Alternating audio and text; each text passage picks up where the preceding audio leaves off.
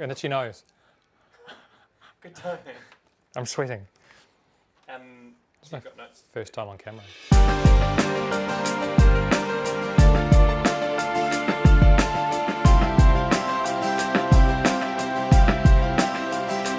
Pixel Press came about because as a design agency we were sending a lot of printing out, and we found that it was hard to get the service and the quality and mainly the timeframes and things out of people. By bringing it in-house allowed us to control those timeframes and I guess prioritise. Part of our design-led approach is the precision that comes with being able to proof jobs immediately.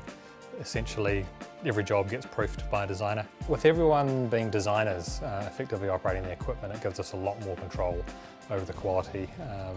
And sometimes I might try and sneak something through and the designers would say no. And I think that's a testament to actually having a design-led approach to it. So it's not just about throwing ink on paper and getting it out the door as quick as we can. It's about making sure that every job goes out consistent. Essentially, all printing companies have the same equipment. It's how we use it differently that really makes the difference. We've even had print manufacturers come down and see what we're doing with the equipment, and they've either been surprised at the quality or the type of work that we've been producing, or they've never seen work produced on machines like that. So it is about taking a step back, evaluating what the clients really need and how we can add value. I guess Pixel Press came up as a name because we wanted to find something that struck up the perfect balance between the latest digital technology, hence Pixel, and press, which is synonymous sort of with old school craftsmanship. Our tagline, printing experience, really comes from the fact that it is more than print on paper. Some of the words we use to sum up, I guess, what we want to get is we want people to kind of touch, we want them to feel. If you think about art exhibitions and things like that where they've got signs that say do not touch, we want our printed material to elicit the opposite, where people actually want to touch it. It's an experience. And I think when you think about places like Amazon, I mean 20 years ago they set out on a mission that changed the landscape of bookstores, and no one's seen a bookstore in a lot of America and places like that. But now, 20 years later, they're making bricks and mortar bookstores again because people have missed out on that tactile experience. And even I know a lot of people that have got a Kindle but still buy books, and sometimes they just want to read a certain book or read a certain way that a digital experience can't give. Printing with Purpose is a program that we came up with because we've been doing this so long, and over that time we've dealt with so many different organisations, whether charities, NGOs or not-for-profits, and time again we see that they struggle to get little things.